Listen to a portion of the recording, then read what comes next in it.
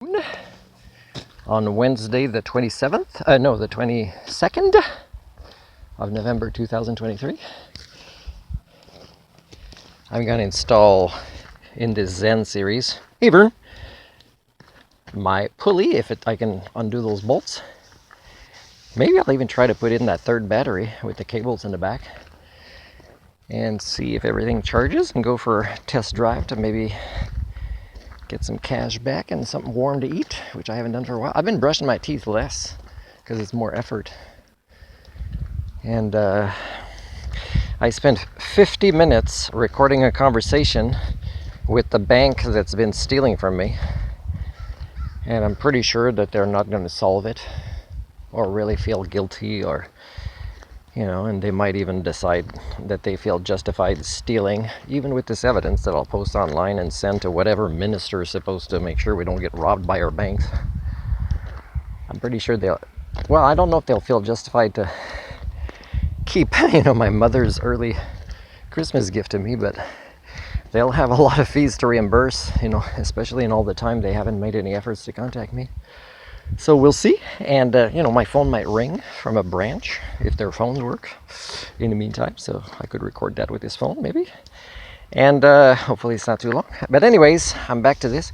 Now, in a week, I'll be celebrating the 4-year anniversary of coming back to Canada. It was supposed to be temporarily, and then going back to where I still have a suitcase in Gulu to train teachers, staff of 2 different schools, one elementary and one secondary.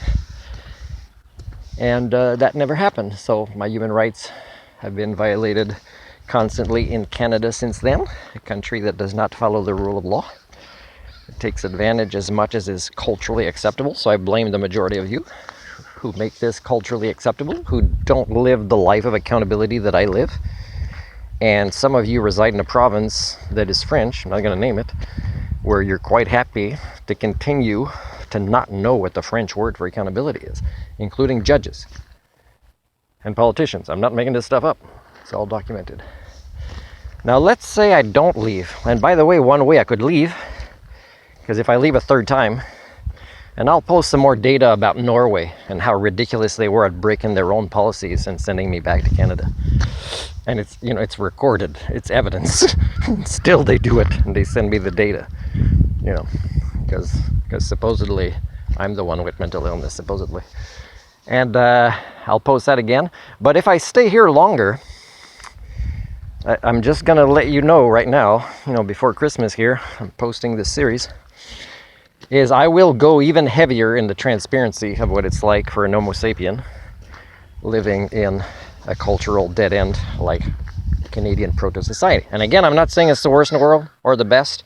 It's going downhill. It's where I got my most triggers. I'd like fresh triggers from your failed species somewhere else. Is that too much to ask?